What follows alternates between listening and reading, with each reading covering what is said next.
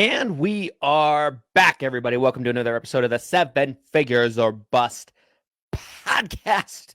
This is episode 127, the number one podcast in the world for growing your insurance business. Christian Brindle, Glenn Shelton, and we are back from Dr. Oz. Sort of and Dr. Oz. We cannot forget him. Our co-host, yes. Back from sort of a hiatus. We did an episode. What was it? What day was it? I don't remember. Thursday, sir. Thursday. Days ago. It's good to be back. We just don't know at this point in terms of how long we'll be doing consistent episodes before there's another little bit of a break, but we will, as they say, pod while the sun shines. As put that on a t-shirt. We got a lot to talk about on episode 127. You know, we're going to talk about AEP. We're going to talk about how to really pump out the business. Before we do that, though, I'm sure you had some stuff to start the show with. I wanted to just quickly give a quick little memorial for Mr. Ozzy Osbourne. One of the greatest frontman to ever do it. You know, Black Sabbath is one of my favorite bands of all time. Why did I just lose your audio? Oh, I can hear you. That might be my headphones. Hang on. Technical difficulties. Speaking of Ozzy Osbourne, though, one thing that came up. Yeah, my headphones died on me. That's what it is. One thing that came up, I was thinking yesterday, is we came out for the VA panel. We came out to Crazy Train, if you remember. Of course. Can you hear me now? Yes, I can hear you now. My headphones died, so I guess I'm going no headphones here. But okay. I do hear the echo of me talking, though. That's a little annoying. No. Well, yeah. I mean, Ozzy Osbourne, one of the greatest frontmen to ever do it. Black Sabbath is one of my favorite bands of all time. I got to see him live. I can't remember if it was 2018 or 19, but I got to see him live. And he was pretty old at that point, but granted, this was still 6 or 7 years ago, and he was still fantastic. He was really, really good. So yeah, it hurt my heart a little bit. For Ozzy to go. I never really cared about the reality TV show stuff. I never really watched the Osbournes. Didn't really give a shit about that too much. I was a fan of the music. And so, yeah, just very tough. Interestingly enough, he did his final Black Sabbath show 2 weeks ago. Yeah, that's crazy. Ridiculous. And yeah, just rest in peace, Ozzy Osbourne. Just wanted to start the show off with that. Speaking of starting the show off, I do have something a little fun here. I have 10 NBA topics that I would like to cover in 10 minutes or less. 10 topics. I made a list for you. We're going to kill the audience off before we get to the main topic. If you guys want to take a quick coffee break, that's fine. No, if you want to skip ahead, if you're listening to the podcast, if you're on audio only and you want to skip ahead 10 minutes, that's fine too.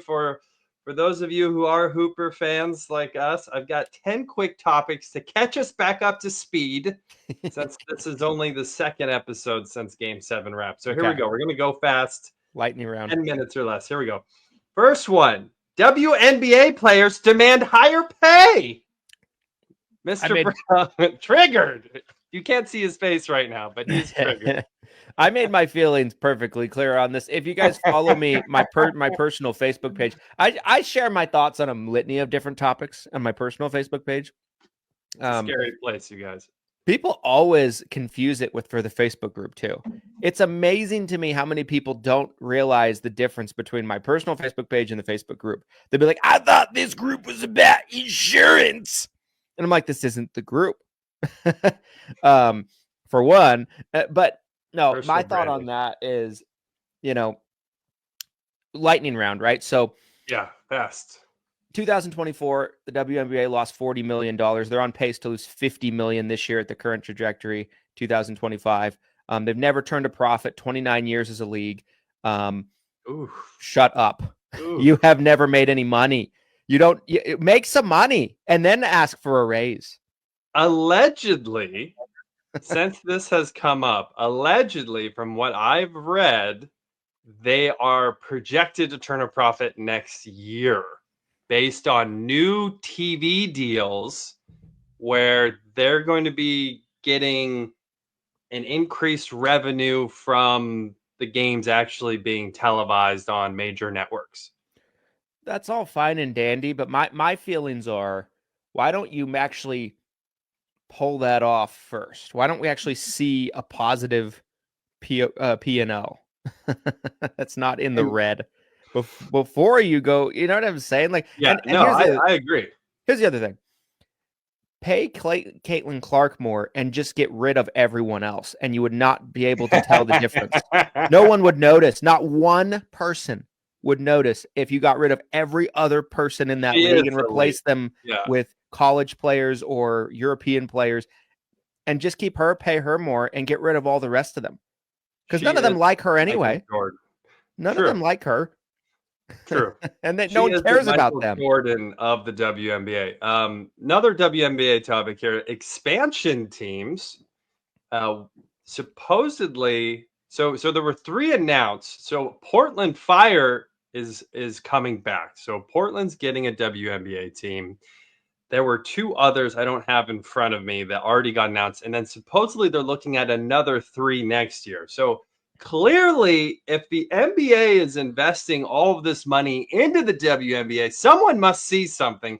Part of me believes that sports betting could be driving some of this revenue, right? If you're a major basketball fan, obviously everyone knows with the legality of sports betting turning a corner the past 5 to 10 years, maybe some of that's driving revenue. Can I place a challenge? Yes, let's hear it. Can you name 5 WNBA players? There's 5. I can't pronounce her last name, but it's Sabrina. Does that count if you can't pronounce her name? Well, I could spell it. The last name is like Incou. I don't know how you pronounce in Kanu. Sabrina Nkanu. She's like the Steph Curry 3-point shooter. Okay, that's Angel Reese, Caitlin Clark. Getting a little thin now. This is the test. If you can't name 5 players, not just you, but anybody without Google,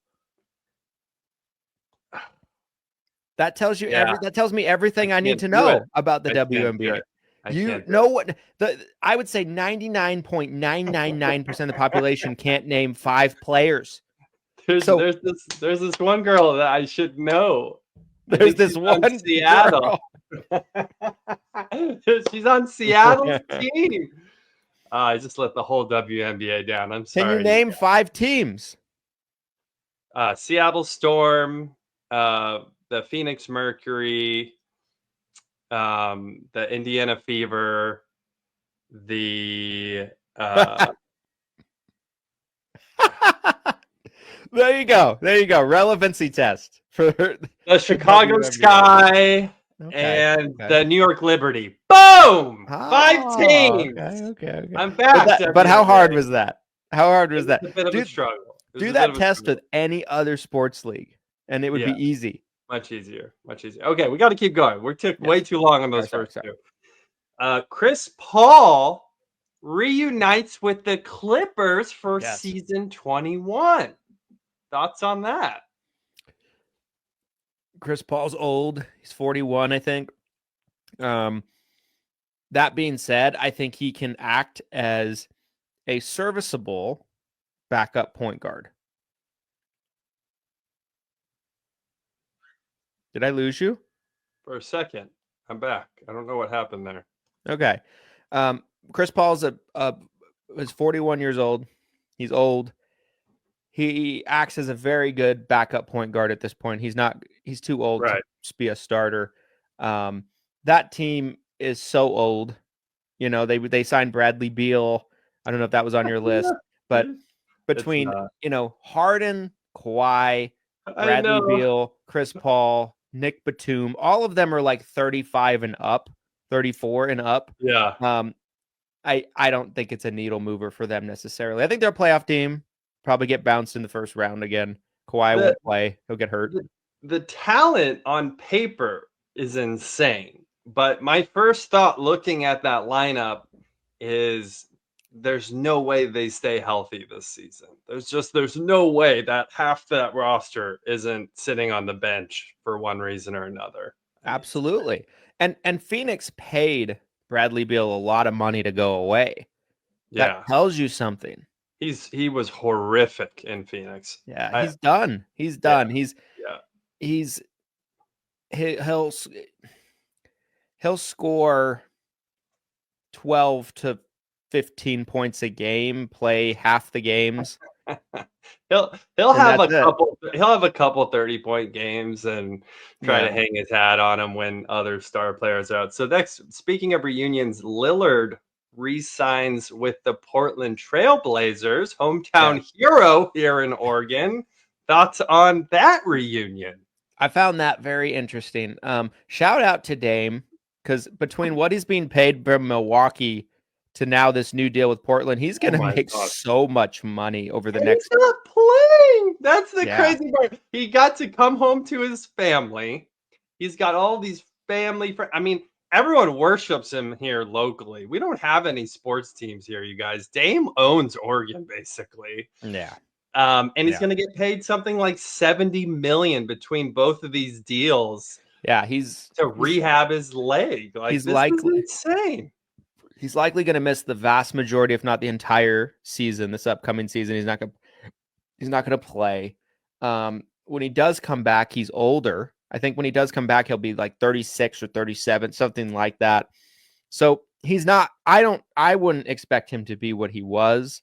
If anything, he'll be like a leader, a person to sell tickets for games and things like that. Sure. They're not going to be probably all that great of a team unless some of their younger players start to develop and things like, which is possible. They have some good young players. Could be a good rebuild year. Could be a good rebuild. We'll see. But I don't think, Portland's not really doing too much. Easy. So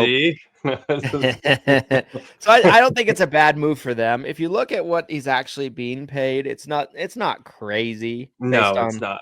He's not making 40-50 million a year like he was on his old deal. That's why they traded him away. Yeah. Because they weren't going anywhere and he was getting older. But on this current deal, it's good. He can retire as a Portland Trailblazer. I think I like it. That's the big reason, I think. Moving on. Speaking of reunions, rumors of LeBron potentially trying to end his career back in Cleveland. He was seen shooting. Again, he's from Ohio. I'm sure he goes back all the time. There was video of him shooting, and his comment was basically like, "This is just part of my year. Like, this is part of my off-season routine." So I've heard a lot of buzz about that. I've heard a lot of buzz about Dallas, him going to Dallas, playing with Kyrie and AD again. I don't see how either one of those happens because he opted in this year to his $52 million deal for 1 year. Neither of those teams can afford him with their current salary cap situations without gutting their teams. And why would they do that for a 41-year-old LeBron? I don't understand what the point of that is. So I don't like the move for either team because you have to give up younger players, get rid of your depth, everything like that makes those teams good right now.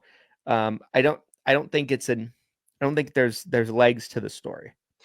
I don't think so either. What's interesting to me, though, is if LeBron basically played for free for the Cavs, I think they have such an incredible team already that it would be interesting to see him on that roster and to have him go out like on a championship win back in Cleveland. I think that would be an incredible story for him. But yeah, I don't think there's any validity to that. But even if he did that, let's say he takes the minimum, it couldn't be this upcoming season. It'd have to be the following season because he opted in he's under contract. you know, Well, for the Lakers. if Bryce goes pro after his freshman year at U of A, which he could be on the Bronny fast track to the NBA, I could see. I mean, is LeBron going to try to play in the NBA with two of his sons? Is that going to happen? Is he going to be on the court with two of his kids? That's the craziest thing ever. So, like, I'm so excited to see Bryce play on U of A. We'll see what happens. Bronny was terrible at USC, so we'll see what happens. Moving on, this new Rockets team with KD. Thoughts on them? Do they have legs this year? Yeah, I like them. I think they're a contender if they can stay healthy. So I think that you look at that team, what they had going for them was they're young, they're athletic, and they're up and coming. They have some players that are probably going to be really good. Like Amen Thompson is going to, I think, be really good as a defender, as a long athletic wing player. He's versatile. He can pass. He can rebound. He can finish at the basket. So I really like Amen Thompson. Sengun is really good. I think he made the All-Star team. Yeah, I really like him. They have Tari Eason, who I really like. He's a young wing defender. He's big. So, like, what they were really missing was a go-to scorer in tough, close games at the end of the game. They were too young last year. It was glaring in the postseason. They were too young. They were too young, but I do feel like they were still missing that like guy that can get a bucket when the game slows down at the end of the game. 30 points consistently type player. Yeah. We'll see if KD has the gas in the tank. I feel like he's on the back. I love KD, incredible generational talent. I think he's on his way out. Moving on, we're in overtime already here. Hornets winning the summer league. Does that mean anything? No. Nothing. Doesn't mean anything. Every year, the crappiest team of the NBA typically wins the summer league, and doesn't matter. They had that Duke player. He won like MVP of not of the summer league, but he won MVP of the championship summer league game. I can't think of his name right now, but he was impressive. I think he has some talent. The summer league is no different to me than the G League. And yeah, it is. Back when the G League was the D League before it rebranded. I'll tell you a very fast story, 20 seconds or less. There was a player the Jazz drafted, like number 20 or 21, when I was in high school, named Morris Almond. No one has ever heard of Morris Almond except for me. Morris Almond was a scorer, a two-guard, and the Jazz fans were like, Morris Almond is going to be the guy. And, people wanting autographs from Morris Almond. He was MVP of the D League. He scored like 30 a game, 35 a game, and he couldn't get on the floor. He averaged like 2 points a game for his whole career. He's in Bronny for 4 or 5 years. But he was MVP of the D League. The D League. Yeah, that's hilarious. Never heard of Morris Almond. Speaking of the Jazz and Summer League and Duke, all three of those things, which we just talked about. Jazz, I'm going to probably botch this name, Flipowski. This is the Duke player who was a rookie last year. He won MVP of the entire Summer League season. Yes. How do you feel as a Jazz fan, future potential owner of the Jazz? How do you feel about him coming into this season? I like him as like a bigger wing, like a 4-man. I like him. I liked him last year. I don't think he's going to be an all-star or anything like that, but I think he can be a good player, a good starter for us, which we badly need good starters. We don't have many of those right now, but yeah, I don't put a lot of stock into like summer league. Like you think about it, right? Like how many games did what's his face play? Cooper Flag, like 2 Yeah, or 3. I honestly kept checking. I don't think he played more than 2 games. I kept checking to see, and And I I that's how it always goes. They want to yeah, save the best players right. in the G League, or in not in the G League, in the summer league. And so they're not, the players that are playing are not usually playing against the best competition. The best competition is on limited minutes and not playing very many games. It's So like preseason NFL. They're trying to figure out who to cut off the roster, right? So mhm. a lot of times they're putting these bad players in just to cut them. Moving on. Luca, is he in the best shape of his career? There's pictures, rumors. He's lost a bunch of weight. Did he put down the beer? Are we going to see a Luca that's never been seen before coming into this next season? I don't know. It's possible. I almost feel like the Luka weight situation is no different than the Ben Simmons shooting situation, No, where where don't. every single off season you're like, Ben Simmons. you see Ben Simmons like playing against me in the YMCA. He's like a foot taller than everyone and he's shooting jump shots. It's like Ben Simmons ready to shoot the jumpers. And Ben Simmons adds a mid-range to his bag this yeah, offseason. the last 7 off seasons in a row, every single year, it's like he's like feeling better than ever, shooting the jig. So I feel like there's been other summers where we've heard things about Luka being in great shape, and then he comes in and he's a little fat. So I don't know. I I don't don't know. know. I've seen some pictures. I think this whole storyline of him getting traded, him not being in shape, Dallas getting rid of him, I think that's got to play a role in his mental state of I'm coming back. Like this is my comeback year. I think we might see it. I think we might see a Luka we've never seen before, but time will tell. I don't know. All right, finally, we are way over time here, but Yes, we are. finally, Yes, we are. Achilles injuries. We talked about Dame earlier. We've talked about, of course, Game 7, Halliburton blew his Achilles. There was a record high 7 Achilles tears with starting players in the NBA. And then if you include people who weren't starting, I think it was 9. What is going on? Is this just an unlucky season? There's rumors that it's potentially shoe related.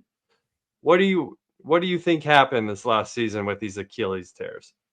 Yeah, I mean, listening to podcasts about this the last month or two, what I've heard people talking about on podcasts that makes sense to me. Obviously, I'm no medical professional, although I play one on TV.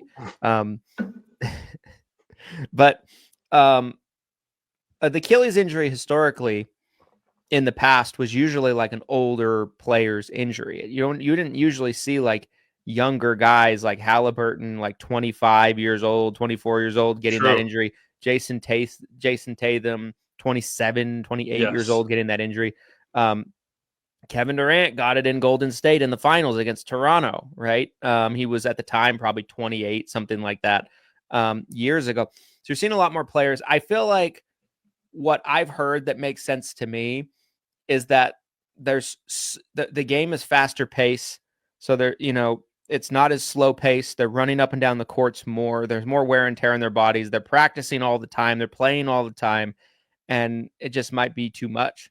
So it's like an overuse injury is how you feel in a way. That's what I've heard anyway from people talking about it. I don't know, but that would make sense to me because the game is faster paced than ever. It's the highest, it's up and down, pace and space, 3-point shooting, fast break scoring type of league now. And so, like look at Indiana. That's how Indiana made it to the Yeah. finals. They Yeah. ran people into the ground.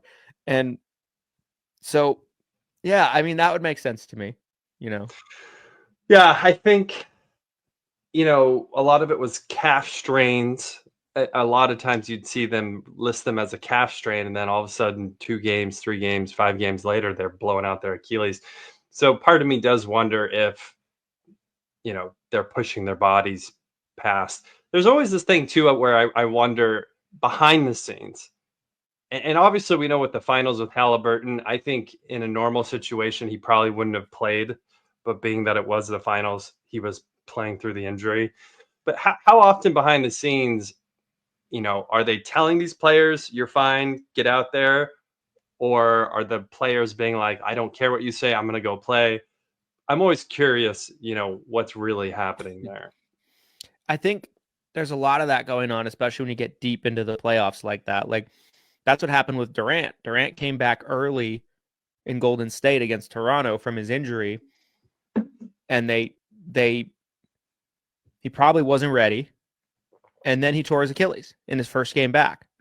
Yeah. So I think there's probably a lot of validity to that.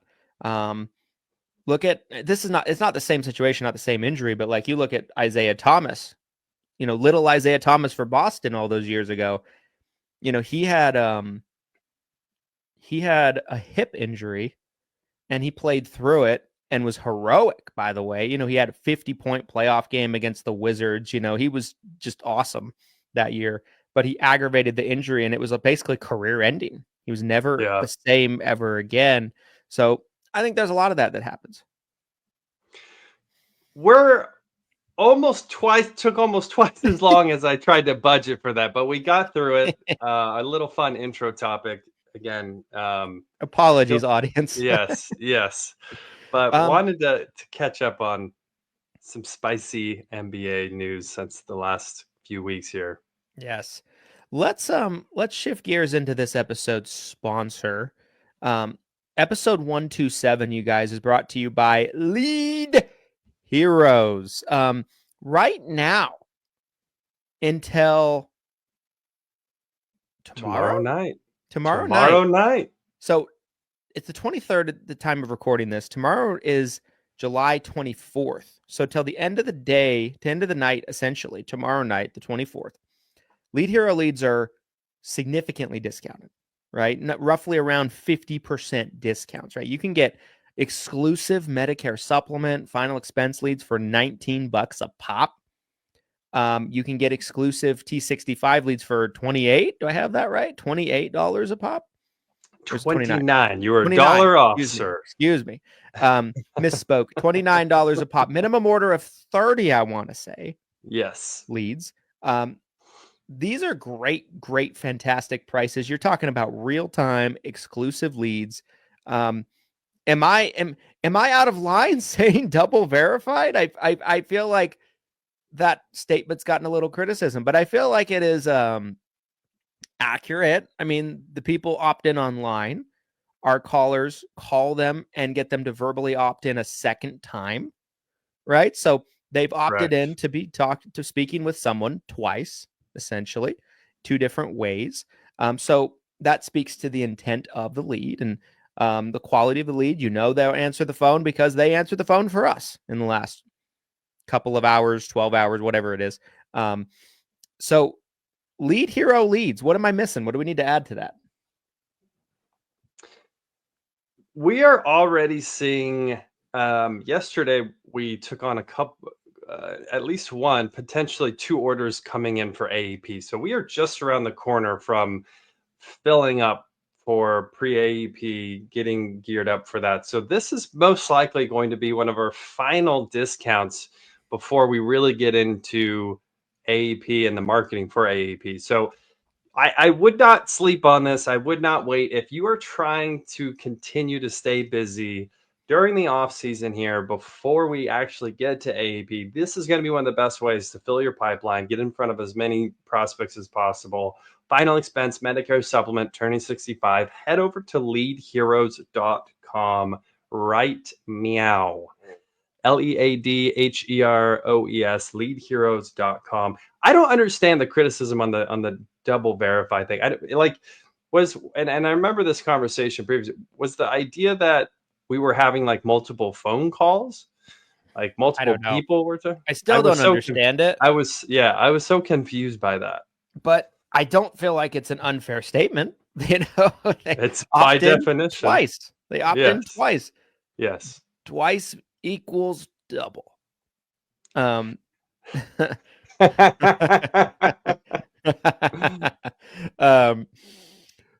Lead heroes, guys, take advantage.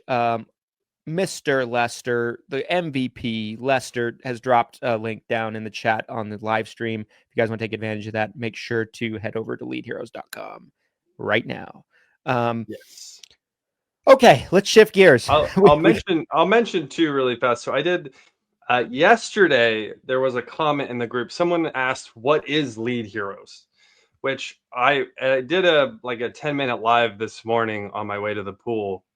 Oh, I missed it. Yeah, you have to watch. It's incredible. It's an incredible. I watch all your lives. Oh, I do. I'm not kidding. I really do. I just gave, it's one of those things, and we've talked about this on the show before, but you market yourself so long over so many, you start to feel like the audience is sick of hearing. I like my kids as an example. They're like, "Dad, stop. You've told me that story 10 times. Dad, please stop. Like, I don't want to hear that story again." I start to feel that way with my story when I'm sharing it with you guys, where I'm like, everyone's heard my story. Everyone knows what Lead Heroes is. They probably hate me at this point. But when I got that question yesterday, what is Lead Heroes? I was like, I guess we have new people coming in all the time, new agents. I guess I need to keep telling this story. So it was like a quick 10-minute live. You can find it in the group. I did it this morning, talking about my story, how I started Lead Heroes, and kind of fast forward it through to what it is today. So feel free to check that out too if you want to learn more. Yes. All right, let's shift gears. We have about maybe less than 25 minutes left of the show to talk about our actual topic. So let's get into it.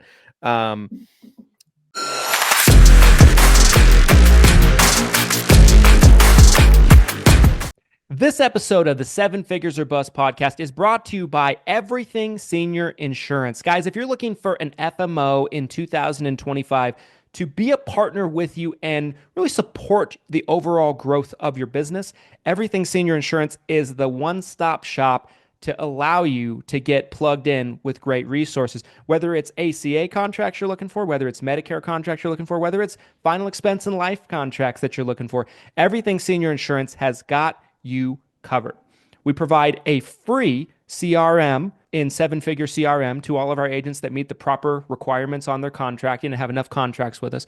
We provide discounted leads with Lead Heroes, discounted virtual assistants with Hire Heroes, and we provide just year-round support to just be there and help you out in your business, as well as fantastic training. Glenn, what do people need to know about Everything Senior Insurance, the FMO? At Everything Senior Insurance, we've really combined all of our resources to create an FMO that can be a true one-stop shop for a senior insurance agent. Most FMOs have only maybe one resource or even no resources beyond offering that contract. We want to provide value to you as an agent to help you grow your book of business. Or if you want to create an agency, we want to help you grow your agency. And there's so many resources that we have put together to really help you grow your business. So if you are looking for a true partnership, someone that will invest in your business, please reach out to Everything Senior Insurance. We would love to help you grow. Thanks for listening to this message. And now back to the show.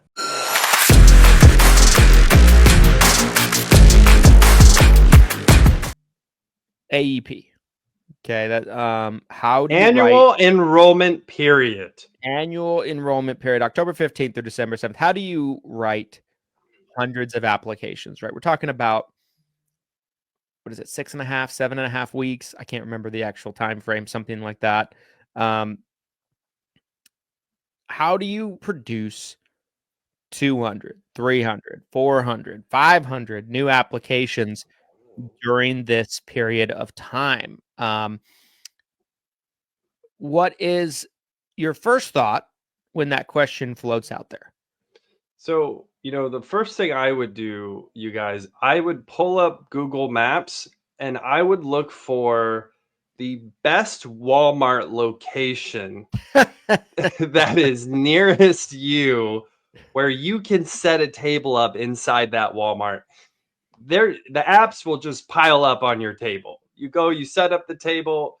A lot of times the seniors will bring the apps into you and they'll just set it down on your table.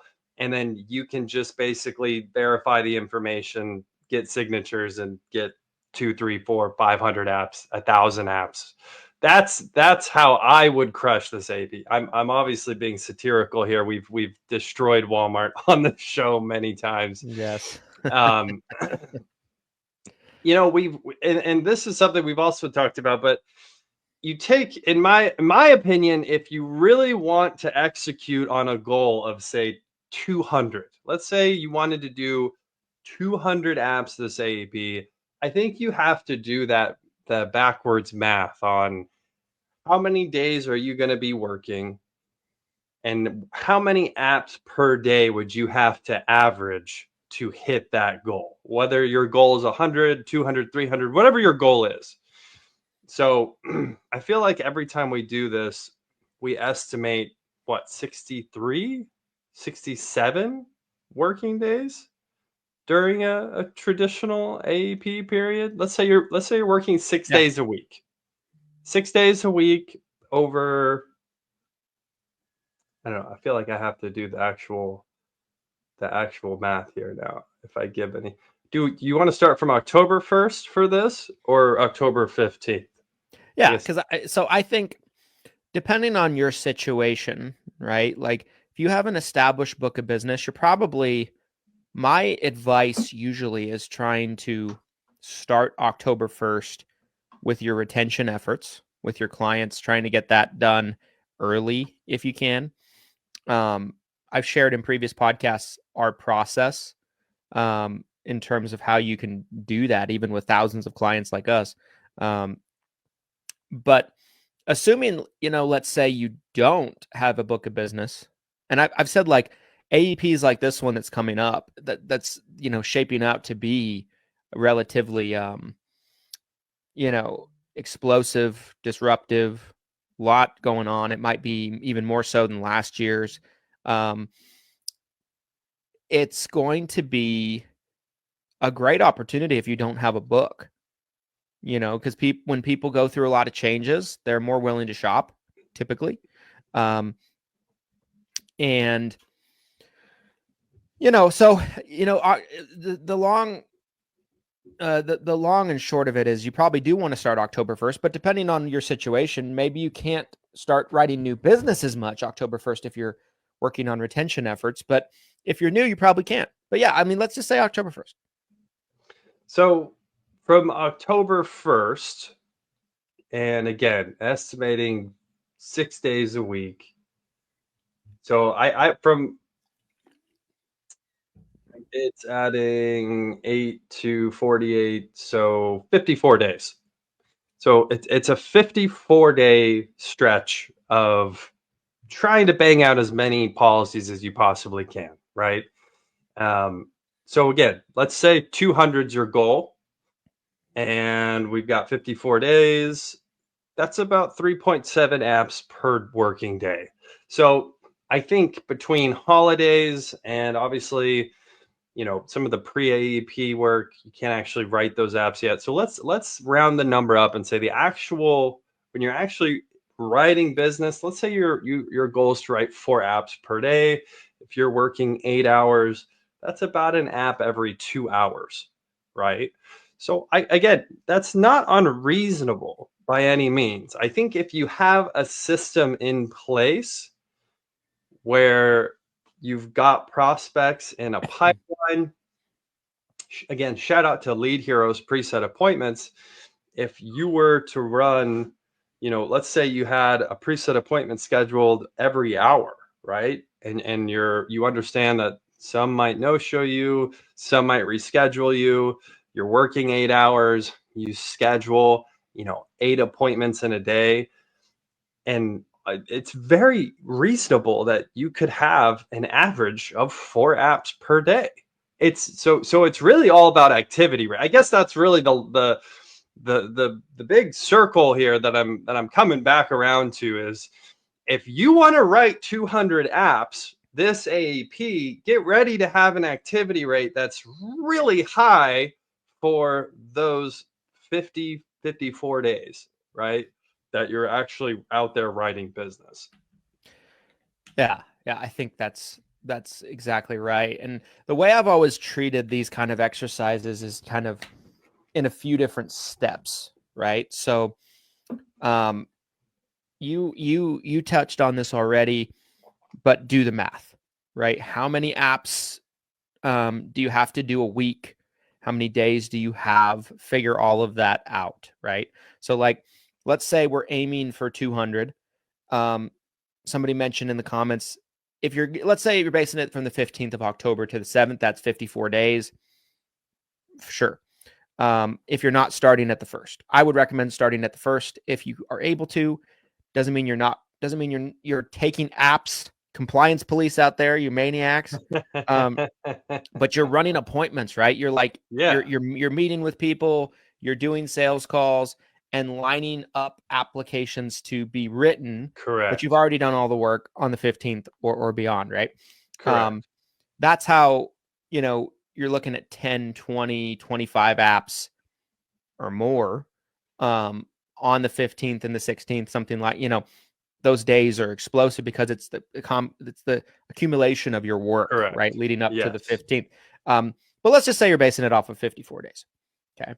So 54 days is basically a little bit under 8 weeks, over 7.5 weeks, not quite 8 weeks. So if you're basing it off of, let's say 7.5 weeks, let's be conservative about it. You have to do 26 apps a week. Okay. So it's 40. If you're not including, it's 46 days. If you're doing 6 days a week, right, starting the 15th through December 7th, it's 46 days. 54 days would be counting October 1st, just for the record. So if you need 26 apps a week, and you're doing 6 working days, you need about 4 to 5 apps a day. So yes. Now the next question becomes, right? You need activity. Glenn's 100% right about that. But what you also need is you need to calculate how many leads do I need. That's a game I've always played with myself when I was an agent. Like, okay, how many leads do I need to make this possible? How many sales appointments do I need? So let's say if you're buying leads or you're generating leads, it's probably fair to say you might close 20%, right? Maybe you can kind of base it off of that number. At least. Yeah, at least. It depends on what kind of lead you're doing, I suppose. If you're doing like a preset appointment, it's going to be much higher. True. If you're doing like a callback lead, it might be lower. Depending on who you are. Let's just say, for the sake of example, 20%. The lead type can make that vary. It can make it go up, down, sideways, whatever. But let's just to be conservative, let's say 20%. So if you need 200 apps and you're closing 20%, okay, what that means is you need 1,000 leads. Yeah. Right? So so ask yourself, how am I going to get my hands on 1,000 leads? And you can factor some things in. Like if you're established, you're going to have referrals coming in. That will chip away at that a little bit. You can be doing some grassroots marketing efforts. You can be doing some booths, some expos, things like that. Like things to kind of chip away at that, but you can't get 1,000 contacts with just that most often, unless you have just this network built out that you've built out over the course of years, most likely. Yes. And so you need leads, right? So like, let's say you need 800 leads. Let's say you can get 200 organic leads from the things I just mentioned. So you need to pay for 800 leads. Yeah. If let's hypothetically say a lead is $30, just hypothetically, right? You need to spend 24,000. I was going to say, at least 30K was kind of the number in my head. So somewhere between, I'd say $24,000-$30,000, right? The point I'm trying to make with this is, are you going to write the volume of business we're talking about here without investing back into your business and spending some money? The short answer is most likely not. Most likely not. You need to have your activity. You need to have your numbers figured out. You need to have a plan in place. You need to make sure you have enough lead flow And you need to wrap your mind around that you probably got to spend money on your business to make it work. And now the numbers I'm talking about are subjective, right? Like from the standpoint of True. you could get a different type of lead type, like a preset appointment that might have a higher close ratio, might cost a little bit more, but your close ratios are up. Like maybe that, mathematically works more in your favor. But, you just got to figure out and do the numbers.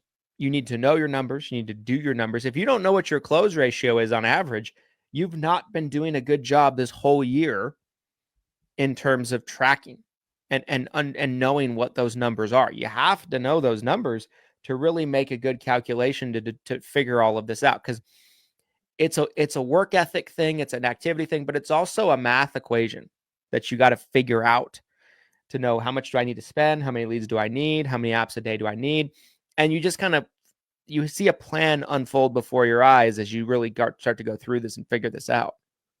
A lot of you will roll into AEP and you think that you can basically just take your optimism and being hopeful and that's enough.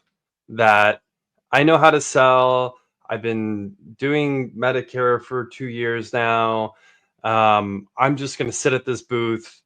I'm just going to post a few times. I'm going to wear my Ask Me About Medicare shirt. I'm going to let my friends and family know what I'm doing. All of those things are great and they can help generate business, but it's not going to get you from A to Z if you are setting big goals. And I understand, again, self-awareness is important. Another thing we've talked a lot about, you might not want to get to some of these big numbers in a way where you're putting together a budget, you're putting together a strong plan. You might be more passive about how you're growing your business, and that's totally fine. We're not here to tell you today, Christian and I are not here to tell you that, like, hey, you can't do this passively, get the hell out of our industry if you're trying to do that. That's totally fine, right? We're not here to, but we are telling you that if you are trying to set a goal of a big number where you have to write 4 or 5 apps a day that you're working, then you're going to have to invest your money or someone else's money, right? Borrow someone else's money. Like, you're going to have to invest, and you're going to have some strong planning around, what's your closing percentage going to look like, CPA, and then all of the carrier side of it too, right? Like knowing your policies, knowing what you're going to write and what's available in what areas. We're talking about disruption in this AEP. If you come into this with poor planning and all of a sudden it's October 1st and you're like, oh, I don't have the contract for one of the major carriers in the area that I'm marketing. It's like, well, hello, like, what have you been doing? 100%. Like, it is kind of crazy to me how many people wing it with AEP. Yes. That's what I'm getting at. People wing it, but also, like, there is a mentality of, like, not anytime, but a lot of times over the years when I've talked about AEP and how to have a good AEP and how to grow your business a lot in AEP, there's always the people that come out of the woodworks and they're like, you should be writing all year, man. You shouldn't make such a big deal of AEP, man. And there are always people that are like, I'm like, I wouldn't want to trade my business with you. You know what I mean? Like, I just know that for a fact. Yeah. I would not want to trade my business with you. You would do it in a heartbeat with me. Right. And it's just because, like, there's this crazy misconception in some people's minds. Okay, let's get a couple of things straight. AEP is an opportunity that is unique to grow your business. Fair or unfair? Totally fair. Capitalizing on that opportunity does not mean you don't sell the rest of the year. Fair or unfair? Totally fair. So people like they Like see they like think you have to pick one or the other, right? yeah, they're like I sell all year round. So do I. More than you. More than you. More than you. I thought the NBA talk was gonna was gonna disrupt it. People are like, screw this guy. I'm out. You know what I mean? It's like it's so weird the way people kind of logically put things together in their mind. They're like, you're trying to have a good AEP. You're trying to run a lot of business. Well, I do it all year round. And it's There so do yeah. I. So does everyone. I mean, that matters. There is this illogical, like you have to choose between, I'm going to sell year round, but not put extra effort into AEP, or I'm not going to ever sell anything except during AEP. It seems like a lot of people fall into one of these camps. You can do both. You can sell year round, and you can put a lot of extra effort in during AEP and grow that much faster, It's so wild to me where I'm like, I'll be like, yeah, you should try to take advantage of AEP, grow your business, write a lot of business in ways and write a lot of people that you can't write the rest of the year. And it doesn't mean that I'm saying that's all you should be doing the whole year. I'm not saying I don't know when people think I have ever advocated for going on a 9-month vacation. I've never said that. I've advocated against that for years. Totally. And it's crazy to me, but like, I never have understood people that are like, AEP doesn't matter. Anybody that's ever said AEP doesn't matter, agents make too big of a deal of AEP, are people that don't know, that have never had any success in the Medicare space.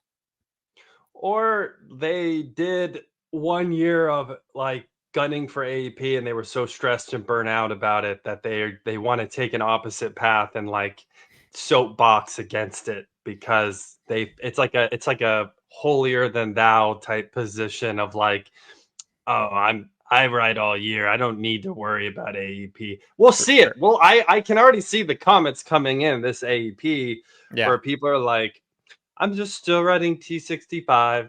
That's it. I market T65 all year. I don't got after the AEP business. Yeah. There's like, oh my gosh. Yeah, 100%. You are so right about that. Every year. Every year. And it's always the people that like, I don't know because I can't see their production, but I would bet, man, at least 5 figures that they're doing hardly anything in production wise. You know what I mean? Like, I just know. Well, the math, the reverse math game, if it was me and I'm a new agent coming into this, I'm going to reverse math the number that I'm trying to get to for total clients. Yeah. If I'm trying to get to 3,000 clients, I'm going to reverse math on, well, how many years is that going to take me as an independent producer to get to 3,000 clients? And I'm not going to sit there for 9 months and wait for AEP like it's a holiday, like I'm waiting for Santa to come down my chimney. If I'm trying to get to 3,000 clients total, like what a waste of time. Yeah. That is definitely the wrong approach. And I feel like people think it's either that or either write 2 apps a month all year round. I wanted to ask you this too. Let's take this number of 200 apps during AEP. I like that number. I think it's a relatively reasonable number, 4 or 5 apps a day. If someone's really hustling, I think they can definitely get there. What percentage of agents who are actively writing business full time during AEP, what would your guess be? What percentage of agents are writing 200 or more apps during AEP if they're working full time? 1 to 2%, maybe. It's got to be small. I was going to say less than 5 for sure. And I want to Less than make sure that I 5%. preface my comments by saying I'm talking about independent agents. I'm not talking about call center agents, because like a call center agent will do 1,000 and make like $5,000. You know what I mean? Like I'm not talking about call center agents that are Right. getting inbound, calls every day, all day, every day. I'm not talking about that guy. Rewriting a giant call center's book, Yeah. Like that type of. excluding all that, I'm just talking about like your independent, quote unquote, field agent. Not necessarily saying like you're going to houses, but like when I say field agent, I think we all understand what I mean. Yeah. I'd say 1 to 2%. And that's real. Now, every AEP, there's another thing where everybody's acting like they're writing 200 apps or more. Yep. During AEP. I was just about to say this. But it's all rewrites.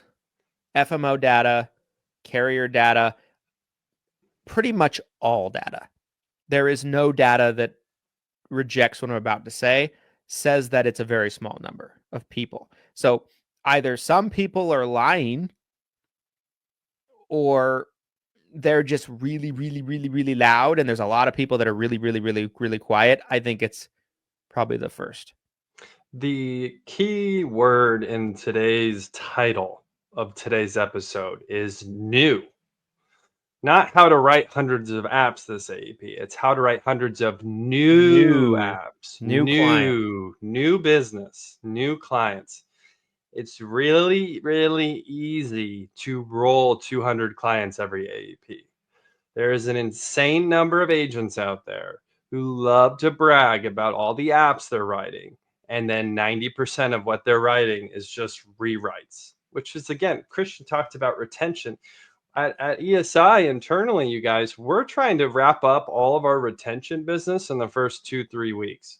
We don't want to spend all AEP doing rewrites. That's not a long-term profitable strategy if you're trying to grow. If you spend all AEP just doing rewrites, which again, this is a huge number of agents and agency owners who look at AEP as I'm just going to rewrite my book and then I'll write a few T65s next off season and just rewrite my book during AEP. I don't understand that logic. But there's a lot of you that do that, and then you brag about it publicly, like you wrote a bajillion apps and 10% were new. Mm-hmm. And that's, again, it's just not, you're not growing. You're maintaining the status quo. So I don't understand, if your goal's to grow, why are you rewriting and just pretending to grow? I don't understand that, agent. I don't get it. And I think there might be some people that misinterpret that message that Glenn just said out there. And I wanted to add something to it to kind of just like explain. Yes, please help people understand me. Please. Let me interpret. No, let me translate. So it's not to say that the retention and the rewriting is not important. It is. It's that a lot of you have built a business where you haven't put the work in of building the infrastructure of being an agency, to where you don't have to do all of that by yourself. Because I understand the agent that has 1,500 clients and their one-man show. I understand that agent probably doesn't have a lot of time for new business during AEP. I understand that. The problem isn't that they're not making time, because the time's not there. I understand it. But the time isn't there because you haven't put in infrastructure into place to be able to handle those things without you having to do it all yourself. That's the problem to me. And it's being a local one-man show insurance salesman instead of being a real business. Yes. And you don't have to have a staff of 300 plus people like we do. No. You can have one assistant and operate your business in a different way. Yes. And still write a majority new business every AEP. And there's exceptions to the rule, right? I mean, we're in some disruptive times. Your local market or your book might need a lot more time and effort than others. So I understand there's always going to be exceptions to this, or some of you might be like, well, Glenn, I literally have to rewrite 1,000 of my clients because the plan's getting pulled, blah blah blah. It's not whatever your reason is why. I get that, but I'm talking about the agents out there who they just don't want to strategize in a way where if they just leveraged their time correctly, they could get through the rewrites and retention and then have so much time. I look at AEP as it's this golden opportunity. It's like harvest season. It really is. Why waste that time? If you really value the time correctly and you understand the opportunity, I think you would do it that way. You'd try to get retention done as quickly as possible so you could actually grow your book and leverage it. For sure. And I just feel like anybody that says they don't have time for new business during AEP, it just means that they haven't built out infrastructure enough, right? That there's a problem there because it's a time of year where you should be able to grow a lot. Doesn't mean you don't grow the rest of the year. You can grow. Yes. And so, yeah, I know we're at top of the hour now. Wanted to transition into final thoughts on this episode today. For me, my final thoughts are just because a small percentage of agents are writing the type of numbers we're talking about on the show today doesn't mean it's not possible. It's 100% possible. I've worked with a ton of agents that have done numbers like this. Me personally, as an agent, I routinely was doing numbers like this. And it's very possible. Doesn't mean the masses are probably going to do it, but you should not want to be ordinary. You should want to be extraordinary. There's a comment here from Daniel. He said, "Who is Christian Brindle imitating? Do I know her?" Oh, you do. You know her, all right. Yeah.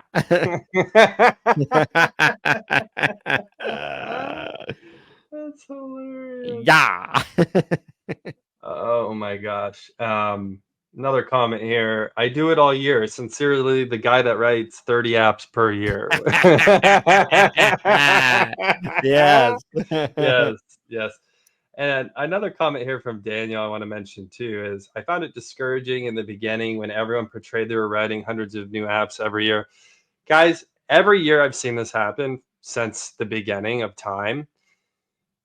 Don't compare yourself to what you're reading in these comment threads, these posts online. It is 90% smoke and mirrors. It's either blatant lies, like Christian already mentioned, or it's all rewrites. Or maybe they have a huge established business, or maybe it's a call center agent. Like there's a million reasons why they could be saying the numbers that they are. I would not read any of that, and do not compare yourself. Ugh. For disgusting. Sure. Every year there's a call center agent that pops into one of the Facebook groups and they're like, just finished up AEP 900 apps, every year. Yeah. And then people are like, whoa,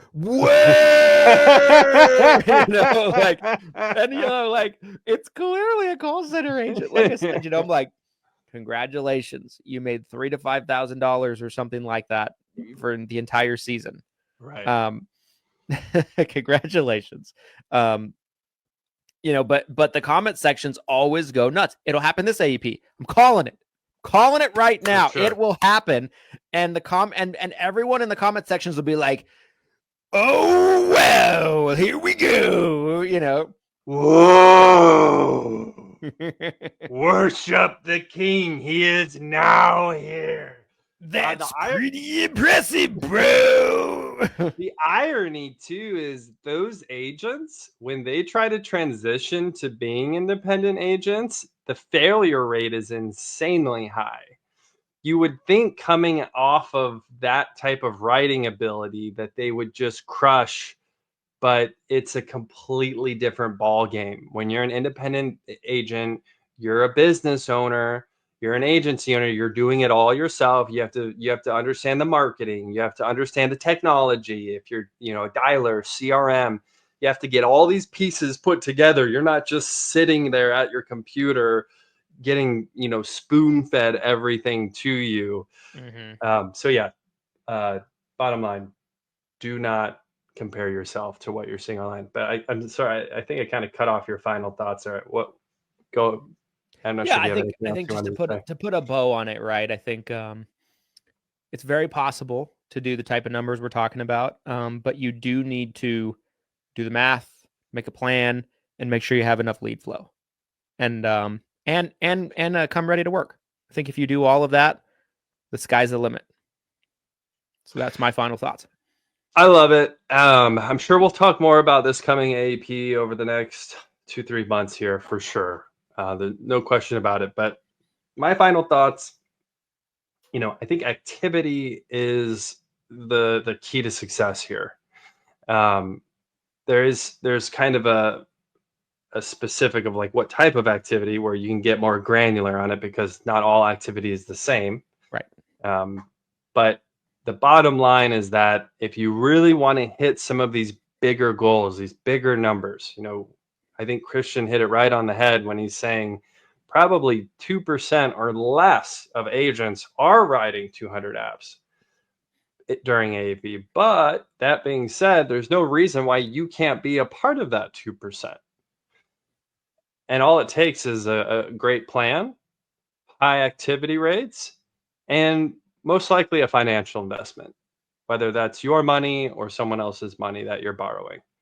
You do these things, it's not rocket science. You're not going out there and figuring out, how can I get to Mars? That's not what this is. It's actually pretty simple when you put the math on paper and you just structure it out. This is how much time I'm going to be putting in. This is roughly how many apps I think I can generate. This is about how much money it's going to take me to generate those apps within that time. And then you execute, and you can be a part of that 2%. So those are my final thoughts, you guys. I'm excited for AEP 2026. I think it's going to be a great year, despite whatever disruption is potentially coming. And yeah, great episode. Good episode 127. Yes. Appreciate you guys. Yeah.